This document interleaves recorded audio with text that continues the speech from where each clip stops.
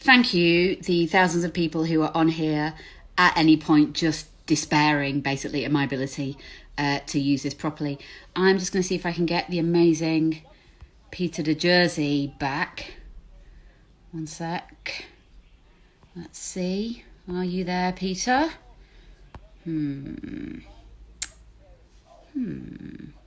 Waiting for Peter de Jersey, who's doing some amazing acting at the moment. Okay, let's give that. Hey everyone, what I'm gonna do while I try and find Peter is just see if there's a question that I can try to answer. So do post some. Hang on, I think these requests are coming up. Thank you for your encouragement. Someone's very kind of saying it's part of the experience and I'm doing well. I appreciate that. I also appreciate Alistair Coomer just coming on here and laughing openly at me, who's our amazing casting director. Peter. Hello. So sorry. Okay, let's try that again. Pete, have you been watching or have you been putting your kids to bed? I've been putting my kids to bed, so unfortunately I haven't been watching. You've been amazing. What I've been doing is I tuned in to see a few of the comments that my other playmates have been making. You know, I've been enjoying it and journeying back. But the fact is that the child that I've been trying to get to settle, and he's very good, he was born, as you recall, in our first week of rehearsal. He is now 6. No. So that gives us all a bit of a time frame for all of this. That does give us a time frame. Yes, yeah. Peter, selfishly, I had totally forgotten that. I think mainly because I was worrying about sort of chairs and paint and... Chairs and paint and everything. Well, you gave me a call and I was in the park with my family and my first son. And we knew that the second one was coming along. And I said to you, Jess, I'll just have a word with my wife and see if that's all right. Being that we'll start rehearsals, you know, when the baby is due. And she said, absolutely, that's going to be fine. And so I called you back. And while I was swinging my other child, we sort of, we got it all going, which is great. Peter, you were in the first play I ever directed at the Royal Shakespeare Company that I was reminiscing about the other day with my friend Bennett Brandreth, who came in to do that amazing work on rhetoric. Yes. Yeah, sorry. So Erin Murphy just texted me to say, you're sideways on Instagram Live. Yes, Erin. Thank you, I know. Yeah. The nation maybe you're knows. the only one going in the right direction. But one neighbour, her 8-year-old son, Finn, has just sent me a picture where he's trying to be sideways to show me what I look like. So I think, yeah, everyone's pretty clear about that. But yes. So Pete, I was just, it was so wonderful to work with you on one of the first classical plays I directed, and I was so believe pleased. What you will. Yeah. When you said we do this, and it was a wonderful experience, and I think it is you anyway, and it is in your character to be this wonderful, gentle leader of people. But you were such a great creative force and balm to the company. And I've got such fond memories of how lovely you were with everybody. I mean, you are lovely, but... Well, that's very kind. I think that it's an interesting thing. The more complicated a play is, I think more than often the cast can have a really great time because you need some relief. So you get an opportunity to bond, and everyone was very open and up for telling their stories. So because we were dealing with some very difficult things, I think our kickback was to enjoy ourselves. So we all had a ridiculously silly time because we knew we had to go to some very uncomfortable places in the story, you know. Yeah. And I think Cominius, his torment at the fall of his star player is really beautifully acted by you in this, and you really feel it. You feel people suffering in lots and lots of different ways. Yes, I mean, when I had a brief look earlier at what was going on this evening, I saw yourself and Tom talking about the absence of a father figure, and you're like, wait a minute. Oh no! I thought I think this is where Comenius comes into play in the story. And you had the wonderful idea of having the young Marcius wandering around. And from my point of view, I was thinking very much of somebody who was thinking at some time they're going to have to pass on the baton for the glory of Rome and for it to, to continue.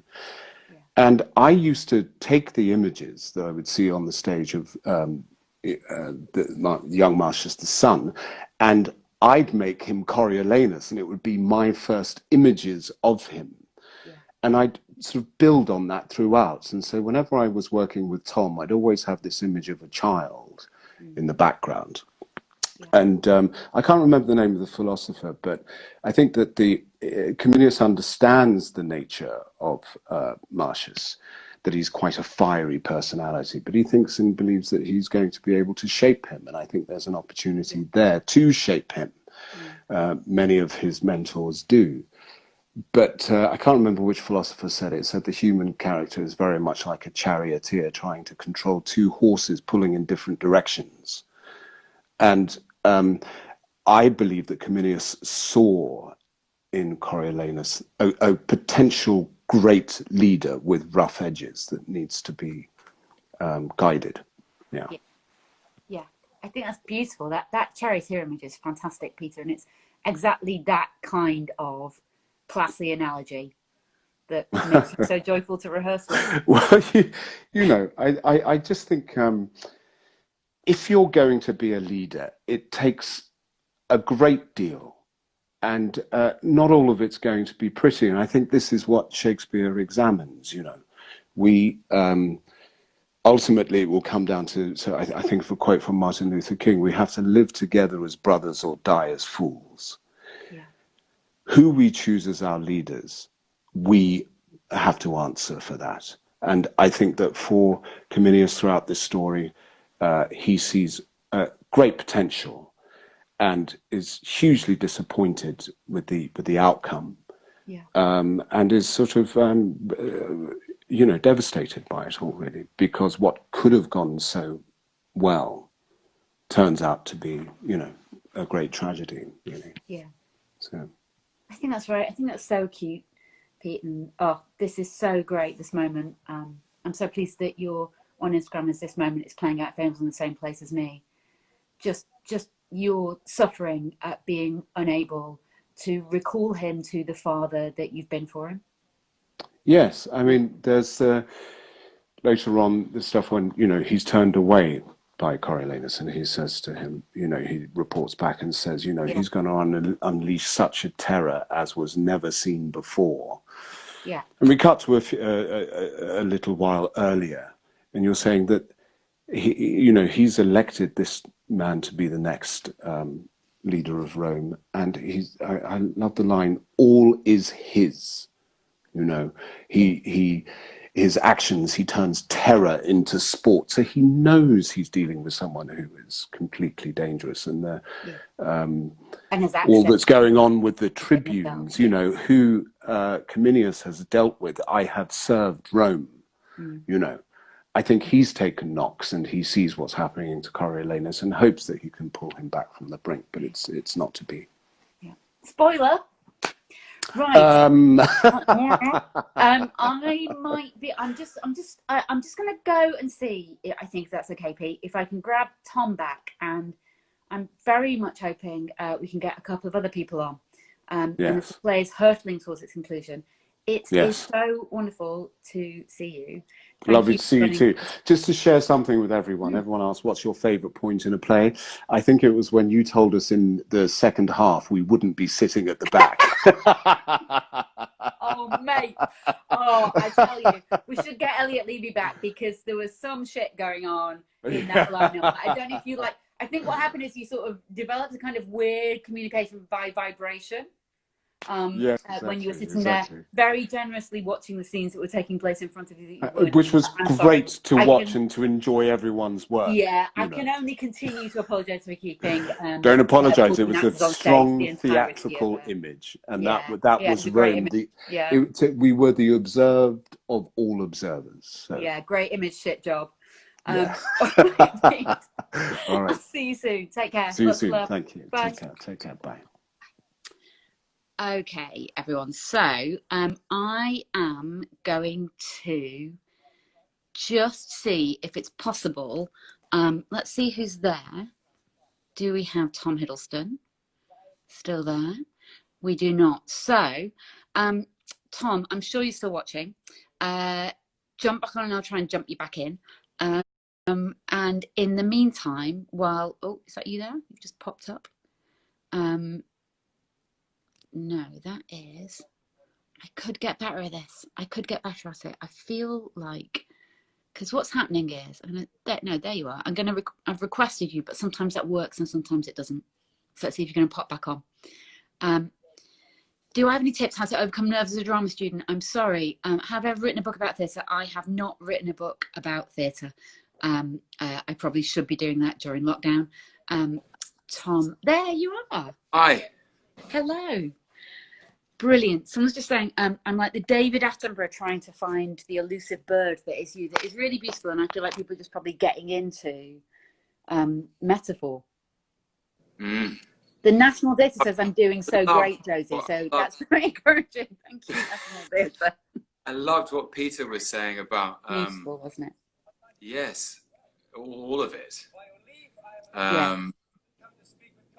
Two horses, both going in different directions. Yeah. I think that's Plato. Is it? I think that's a Platoism. Yeah. Ooh. I mean, you're good, Tom. Has anyone Googled it? People should, actually, you should be watching Coriolanus. So we will find that out later and post. We will. We will source Peter's quote. Yeah. Now, my... It's to see everyone. What's that, Dan? It's so nice to see everyone. I know. I think this endeavour we did. Yeah. Also, what Peter was saying about what a fun time we had, often very true. I've done 2 Shakespearean tragedies in the Donmar Warehouse, Othello and Coriolanus. And on both occasions, we've had a kind of unreasonably good time backstage. A lot of laughter is my memory of both companies. And I think that's something you have to, you sort of have to some people say when they come and see you do something that's very heavy, they go, yeah, God, this must be such hard work. And you're sustained by the levity that somehow the joint endeavour gives to you. And as we know, Deborah Findlay, the great Deborah Findlay, used to initiate a nightly Deb's disco. Yes. Which is basically a kind of backstage, literally a backstage disco to a European dance track, The Great Beauty by Paolo Sorrentino. And the dancing was a way of sort of leavening the gravity of what we were about to go and do. Yeah. Because it is an exceptionally heavy play.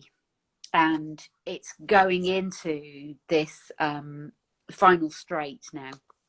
Those of you who are with us and watching, where it becomes unconquerably bleak and difficult to watch and endure. And being probably, along with Erin Murphy or DSM, who was on at the start, the person who watched it the most, it was never not extraordinarily moving.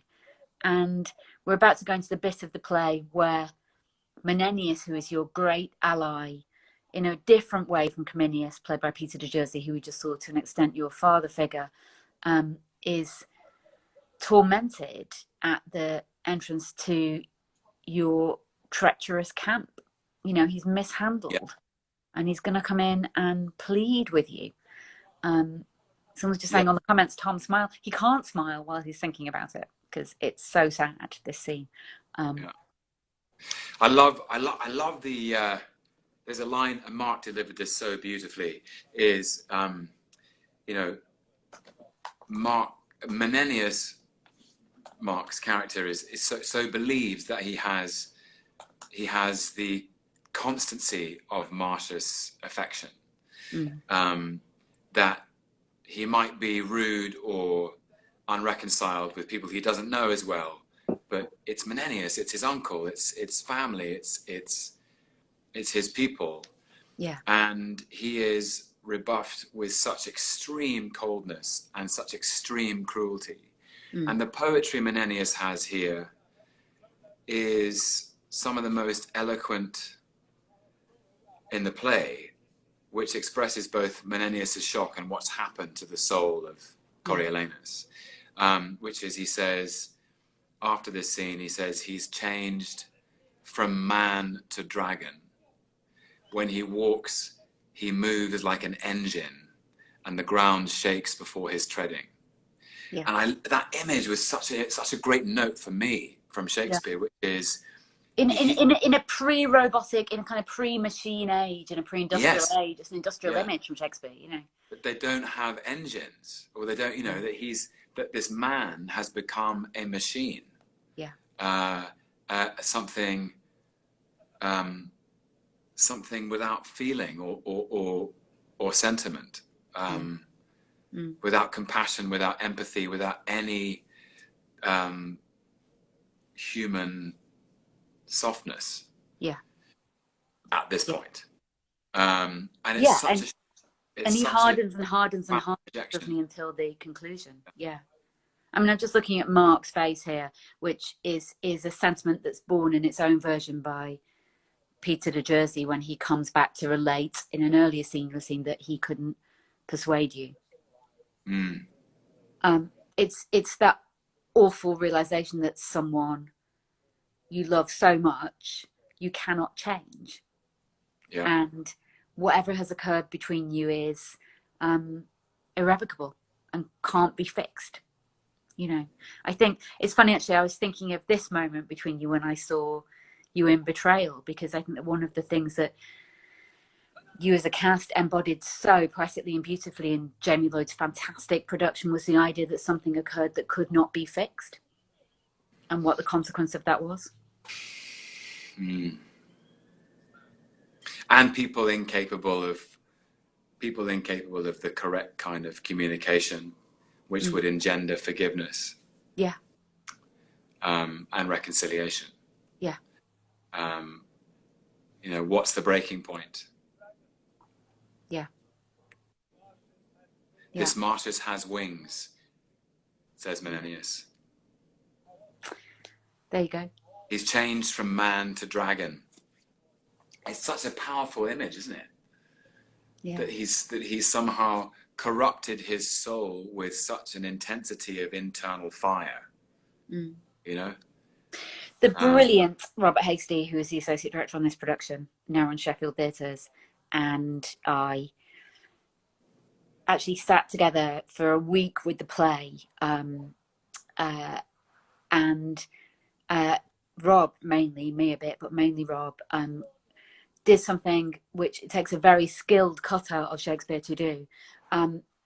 He crafted this scene that you're watching now with Mark. So we had to cut very heavily toward the end of the play because we didn't have enough cast members to do the scale of it, and also wanted to streamline it, I guess, a bit. So there's lots of scenes with Volskys in them that aren't there. But Mark will do what is effectively a soliloquy that's been crafted by Rob and me a bit, to stand for a lot of action that we compressed to this part of the play, and he does it so amazing, beautifully. Yeah, it's amazing. He's so great. Someone's just said they can't donate from where they are via Instagram. If you want to go onto the National Theatre's website, you can donate there via PayPal if you are international, or there are text numbers you can text to, just to say and answer that question. Tom, I just had a really good question that I thought, just to come off topic slightly, you'd be well placed to answer. Any advice for women directors? And I'm definitely a woman director, but you have worked with many women directors. Do I have advice for women? Yeah, someone who's an aspiring female director, but I just thought, you've worked with so many women directors, and I suppose, is there something, I'm sure they're all infinitely different, but is there something that draws you particularly toward working with them? Is it about them as individual artists, or do you think there's a different quality or vibe that you get from working with a female director? Oh, that's a great question. I mean, I would. I would first want to kind of redirect the energy. Probably the best advice for women directors is to come from women directors. So I don't want to mansplain my way into this. No, okay, yeah, no, fair enough. Yeah, but well, that's very respectful. But at the same time, I've been very lucky in my life to work with lots of women, a huge number in film and in theatre, on contemporary work and in classical work. And there's an argument to be made that maybe my most interesting work has been directed by women.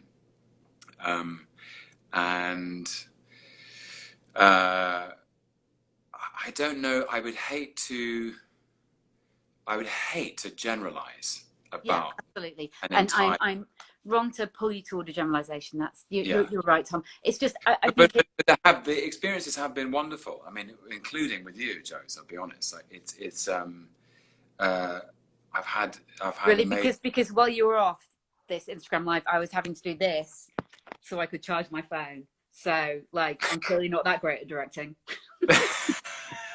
Well, okay. Well, but you solved it though. I watched it in awe and wonder about this repetitive situation. But it was very funny. It was very funny when you were trying to read the comments with Hadley and you were just doing that. Yeah. And it was trying to get Rosalie to come in her pajamas. Yeah. So by the way, I'll come back. I should respond to Hadley's question, which is that the beard is very soft, just in case everyone was wondering. Okay, that's good. And I'm just going to repeat. But I don't want to detract from your question. Went down. We can confirm that Hadley's beard is soft. There you go.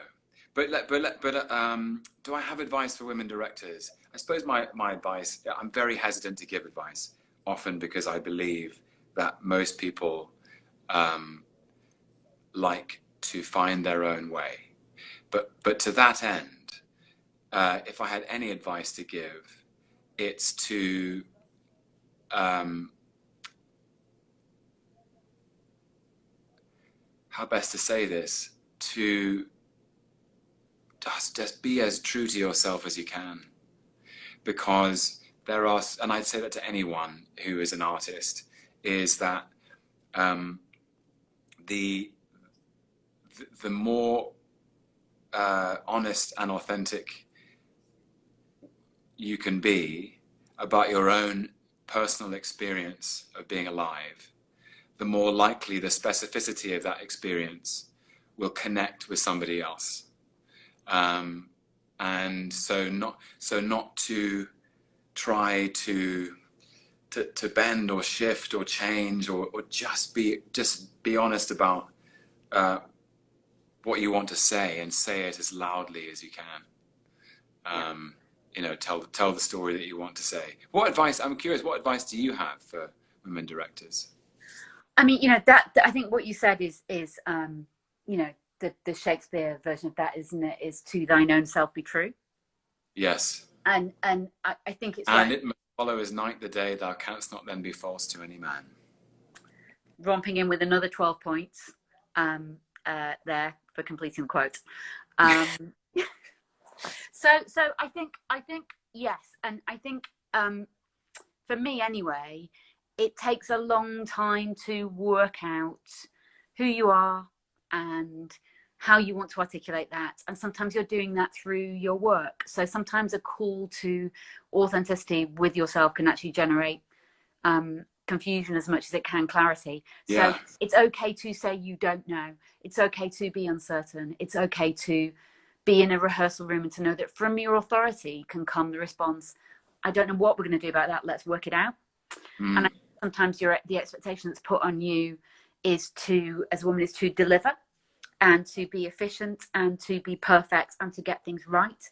And sometimes it's not about getting it right. And I think the older I get, for I am getting older, the other thing I realize is that the work of other women directors, and also the work of anybody whose voice may have been excluded from the process of telling stories, on film in particular, in theatre certainly as well, is that every time you do that, you make some space for other people.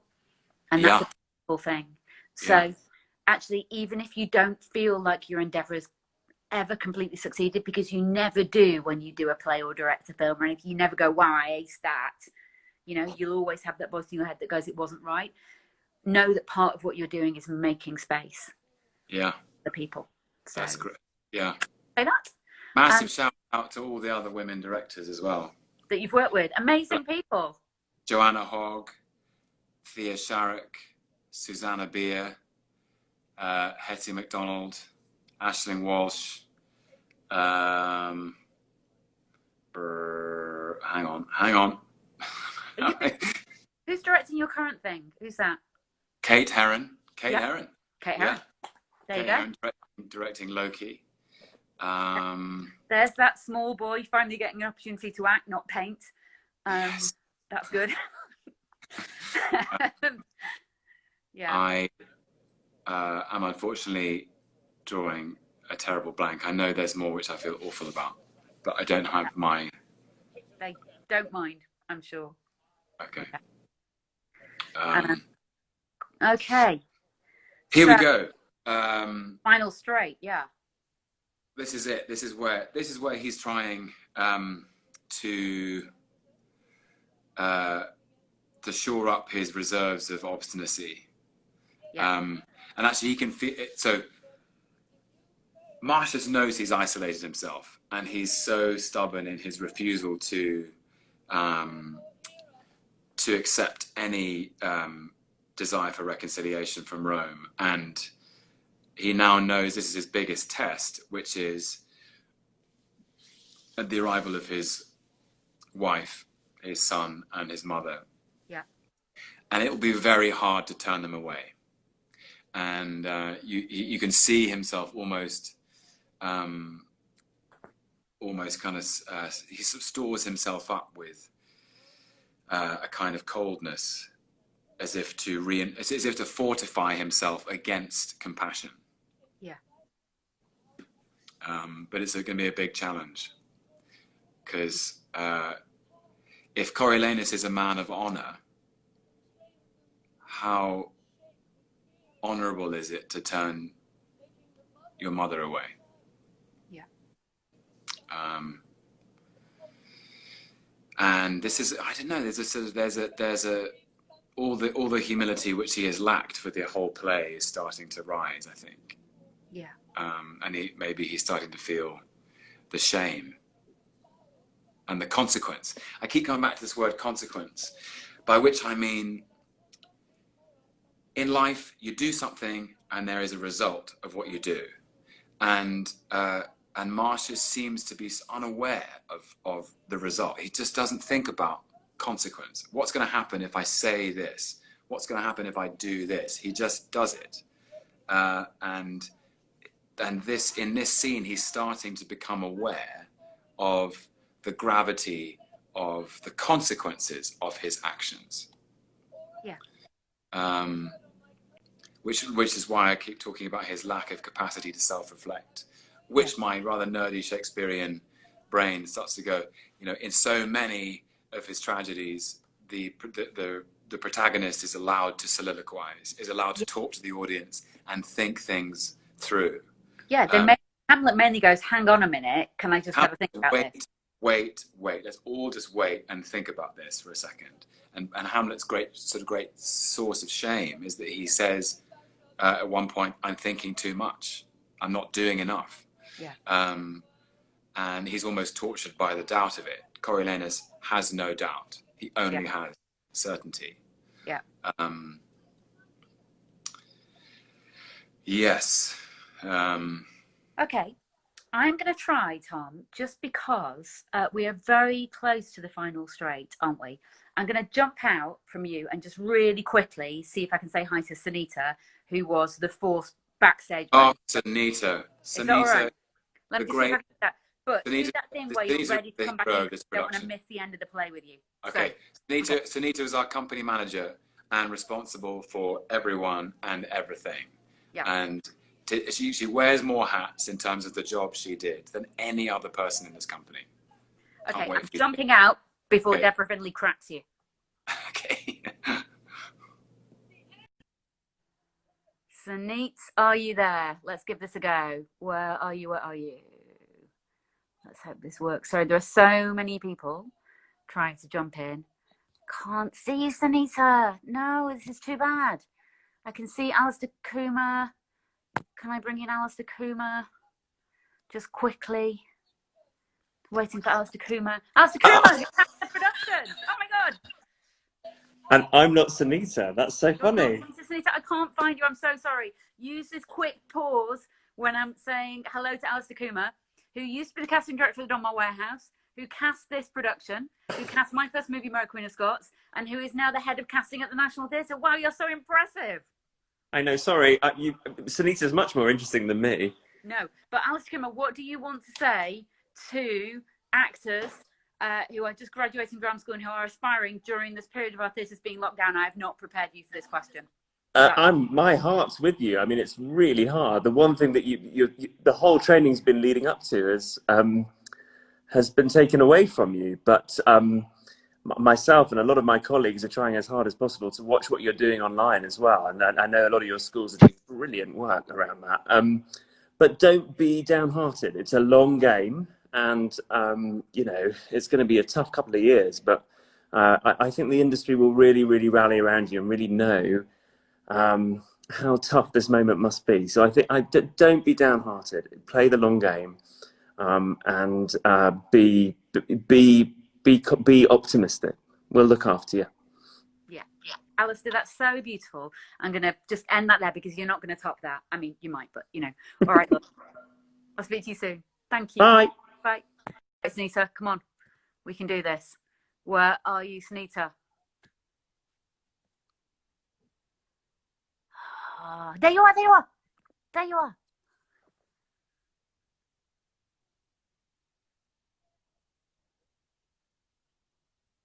Yay! Denise, how are you doing? I'm all right. This is like a whole new world. I don't understand what's happening. Very much to me, as I think everyone's become very aware of as I've tried to pull this shit together. You're in the right direction, so that's right. Sunita, how are you doing? We're nearly there. I'm going to jump back to Tom in a sec, otherwise people will be... of course, it's nearly the end, Just give me your happiest memory from this show. I think the company were just like a delightful bunch of people. We had a lovely time. There was a lot of people in a very small space, and everyone found their little space and their people. And I think the half-hour call video is like testament to how, like, all the joy. So just the people and the audiences. Encouragement for stage managers during this period who are graduating? Yeah, so we did that video to encourage a bit of diversity in the industry, which we are lacking in. So if anyone has any questions, and as Alistair said, we've just got to be hopeful. I mean, we will get back to work at some point. So there we go. I know you and Erin are there to talk to people, and you very generously want to encourage as much diversity as you can. So get in touch. All right. Yes, please. Tom. Sunita, it's so great to see you. Lots of love. Bye. Good luck. Tom, are you there? Just a big bit. Where are you, Tom Hiddleston? Come on. Well, everyone can just watch this quietly while I wait for Tom.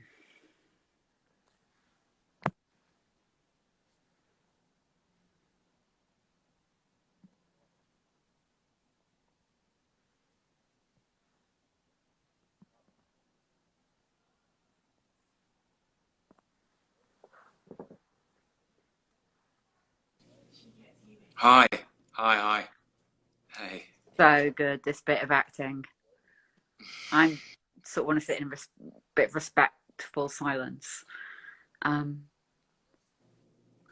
This man breaking.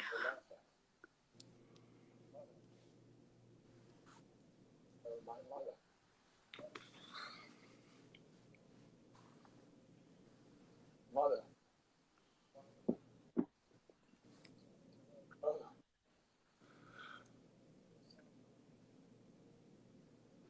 You were one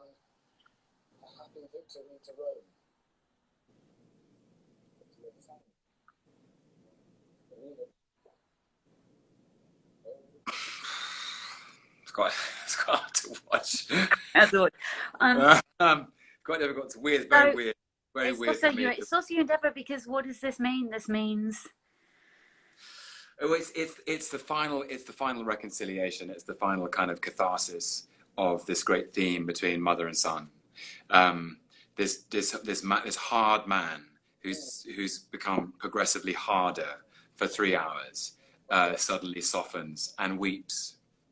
And there's this line here which I always thought was the most extraordinary, subtle bit of direction from Shakespeare, which is, "And sir, it is no little thing to make mine eyes to sweat compassion." So that's sort of Shakespeare saying, you need to be, better cry now. Probably need to cry now. And the idea that this guy we've been talking about, he's changed from man to dragon. He moves like an engine. Where there is no more mercy in him than there is milk in a male tiger.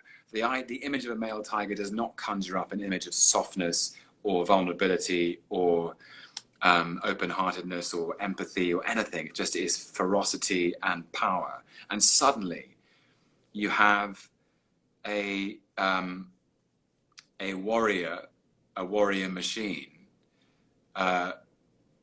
so moved by the sight of his mother, wife and son's entreaty, that he weeps, and he agrees not to take revenge on the city that banished him. But in that contract, he knows that he has signed his own death warrant. And they know that too. And his mother knows it as well. And so this is they all know this is goodbye, that they will never see each other again. And it's quite something to play. It's, I talked early on about kind of coming on and it like starting a very long race, running around the track and just running with a kind of repetitive intensity that with every revolution of the track, the play gets more and more and more intense, and the tension builds and builds and finally breaks here. And then Shakespeare drives it home with a closing scene. But you've had this warrior described in blood, described in scars, described in kind of, Cominius says he struck Coriolanus like a planet. Orpheus is going to accuse him of being a boy of tears and going to reduce his whole life to being a boy of tears. And I think that something only Shakespeare could write it, which is the human capitulation to feel something honest and real and vulnerable. Yeah. Is the reason he is executed. Yeah. So it's almost like at the moment of his growth, which is to learn how to be vulnerable, to weep, to open his heart, is the moment he makes himself. He's like the idea of a character being executed for his vulnerability. It's pure tragedy. It's reversal, recognition, catharsis, or whatever the structure of tragedy is supposed to be. Although I don't think it's an argument. It's not a warning against vulnerability, is it?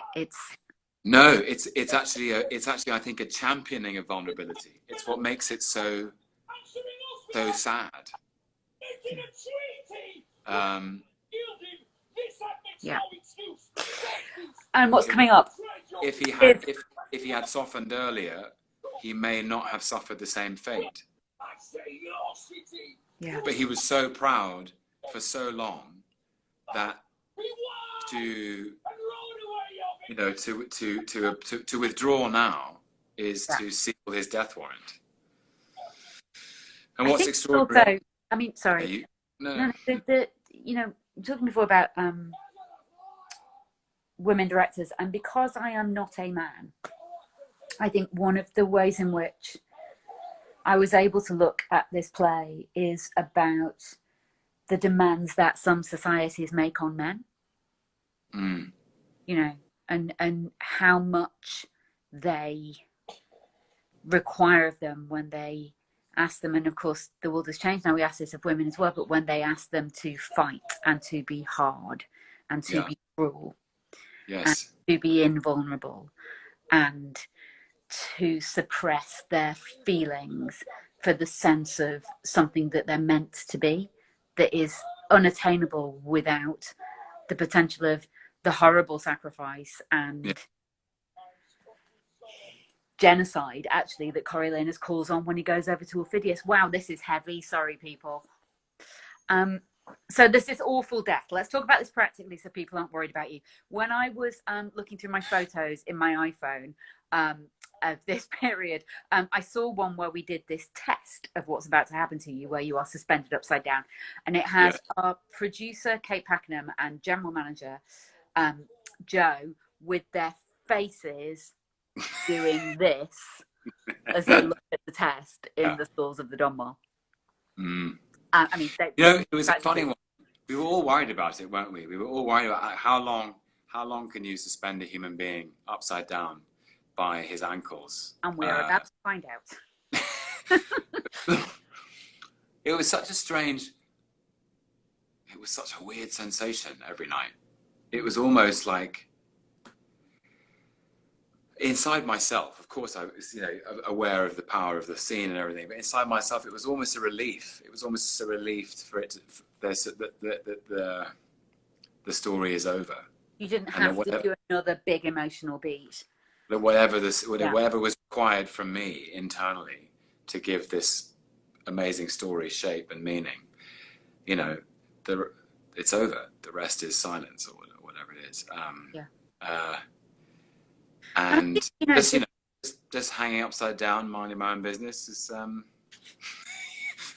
wasn't too bad. It was okay. I mean, it's my video's buffering again, so I don't know where we are, but it's I'm hanging upside down now as well. So this body, to go back to the idea of the wounds and the shower and all this body that this city is obsessed with, that Ophidius is obsessed with, in the end is treated like this piece of meat by being suspended upside down.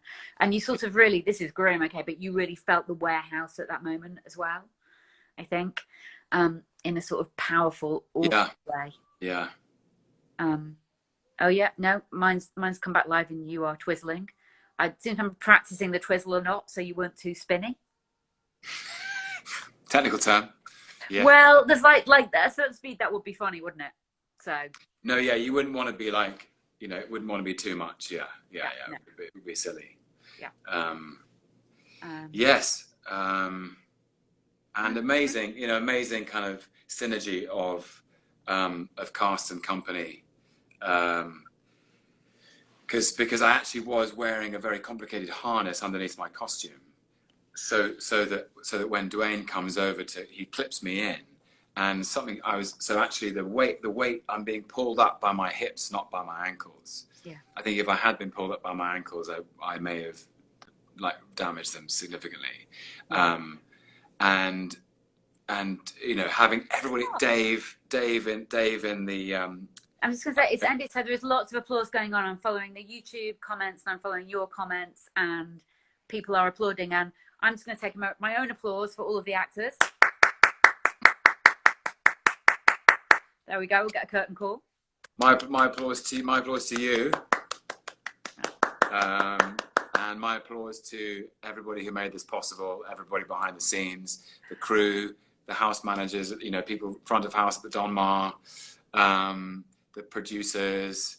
It was lovely to see Al, and literally everyone who made this possible, and Sunita and Erin and Sally, Matt, Dave and Sally and Kate and Rob, and so thank you to all of you, and thank you to the audience. Thank you to anyone who came to see it when we did it 6 years ago, and thank you for tuning in to listen to us have a little chat about it today. And just follow my adventures in tech. So just a little grace note for this. If you've enjoyed this curtain call, please bear in mind that some of the relief you can see on the actors' faces is because they've just done a live broadcast into cinemas, not just a play. And I think you do kind of feel preserved, don't you, in a weird way? It's not like movies, you don't get another take, but it doesn't go right. Yeah. So that collective act of concentration is absolutely massive. Worth saying, very good point. Like having done lots of different kinds of, acted in different kinds of things. Acting for film, acting for television, acting on stage, acting for radio, acting whatever. This is like doing one of these is a completely unique experience, because it doesn't feel like acting for the theatre, really. No, it's a different thing. You know that the largest audience is actually not in the room. Yeah. And it also doesn't feel like acting for camera in any conventional way, like making a film or a television series, because it's live. It's one big take for the actors. It's completely unique. We were all like. And look, there's a last shot of the Donmar Warehouse that, like so many of our theatres, currently has their doors closed. So that for me is a very, very poignant thing, because I've worked on and off at that theatre since I was 23, when I trained there. So amazing. It's a very strange thing to think of it not open. I'm sure a lot of people feel that, because if you're on here, you're probably a theatre fan or care about theatre, or maybe this is something that will persuade you to go and see a bit more of it when it's back. But your support is so important, and I don't mean donations. I mean you're being here and watching this and being with us. It's really moving, actually. It's a moving play, and people's performances are amazing, and it's so great to have this little reunion. But what's really moving to me is just to feel like we've been together with an audience through this. It's not a thing, but it's a bit closer, isn't it? Yeah. And we'll all be back. We will be back one day, whenever that day comes.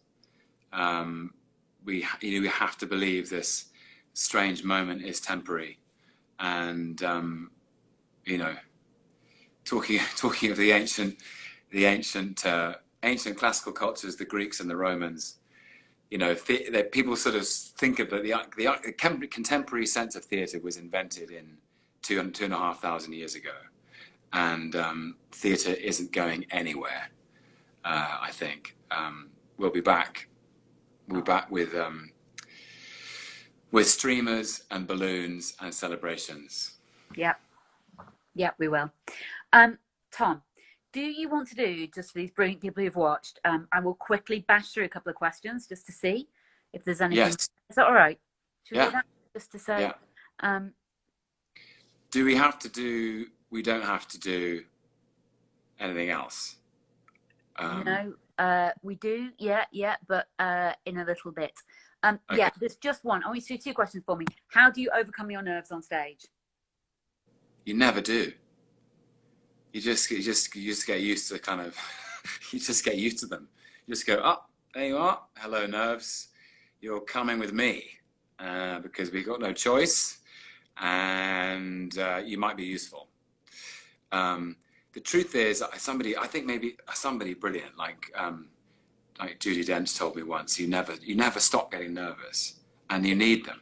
You need to know that it's a special moment, that it's part of the ritual of something, of walking onto a stage in front of a group of strangers to tell a story is an amazing thing, and it's not usual. It's not. It should be something that makes you a bit nervous, because it's a very special thing, and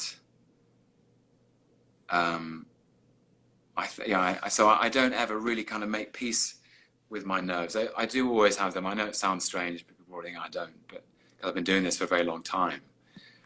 Amazing. But if you're nervous, it means you care about it, and if you care about it, it means you stand a chance of communicating something. Yeah. So there you go. That's Don't be very afraid. good. I'm going to take one question, which is just admiring my hair. Yes, I cut it myself, but it is a mullet at the back. So thank you. And let me see. Josie, Yep. you don't win in the mullet competition, I'm afraid. No, I know. So yeah. Fave memory of the play. My favourite memory of the play, if I am really honest, is Tom, you saying that you would do it with me. I was never more excited than in that moment and really felt the chance. So there you go. Yeah. That's my answer. Okay, so we are going to say thank you and sign off, I think. Yeah. This has been an experience. Thank you for your patience and your kindness. Thank you for your excellent questions and for sticking with it. Coriolanus is on YouTube for the next 7 days. It will be followed by the amazing Mark Gatiss, who played Menenius, giving his Madness of King George from the Nottingham Playhouse. So you should definitely check that out. It's a good leverness and the intensity of this, and Mark giving another extraordinary performance. Do watch again Coriolanus if you want to without us in your ear. I will save these videos to my Instagram so you can watch them or just like pick up any tech tips from them, because that went really smoothly. And sending loads. It was brilliant, Josie. You're brilliant. You're brilliant. Not only are you a virtuoso theatre and film director, but you are also a immaculate hoster of Instagram Live. Well, I am missing hosting, I have to say. It's strange not to have parties. I like a party. We'll have lots of parties when this crazy is over. Thank you to everyone who helped with the production. Thank you, Tom Hiddleston. Thank you to everyone who donated. Thank you to everyone who watched. Please keep supporting the National Theatre. Please keep supporting the Donmar Warehouse Theatre in general. And that's it. Thank you to Donmar. Thank you to the National. Thank you, Coriolanus Company. Thank you to the audience, always. We couldn't do what we do without you. So thank you for that. From the bottom of all of our hearts, you are what make the theatre what it is. Namaste. All right. Okay. Take care. Take care, everybody. Look after yourselves. Yeah. Okay. All of that. We'll be back one day with different hair. Okay. Bye. Bye. Bye.